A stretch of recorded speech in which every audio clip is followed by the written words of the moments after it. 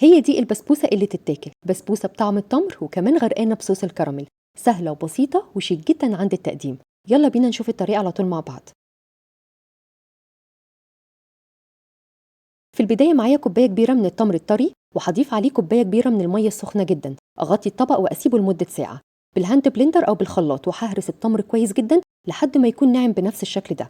وبالنسبة لخليط البسبوسة، كوباية كبيرة من السميد، معلقة كبيرة من البيكنج باودر، نص كوباية من جوز الهند، وربع كوباية من الحليب البودر.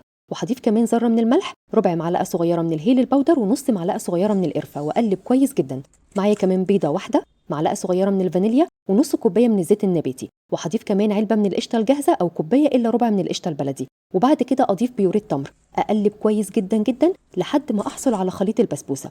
معايا صينية مقاس 27، وهضيف عليها معلقة كبيرة من الطحينة وأوزعها كويس جدا. وبعد كده أضيف خليط البسبوسة، أساوي كده البسبوسة في الصينية كويس جدا، وهتدخل الفرن على درجة حرارة 180 لمدة 35 دقيقة. البسبوسة بتبقى سخنة، وهضيف عليها صوص الكراميل اللي هسيب لك اللينك بتاعه تحت الفيديو، وتوزعي صوص الكراميل كويس جدا. وعلشان أزينها أكتر وبطريقة شيك جدا، هضيف عليها الطحينة الخام، بس أهم حاجة تكون في التلاجة علشان تديكي الشكل الحلو جدا اللي انت شفتيه في بداية الفيديو.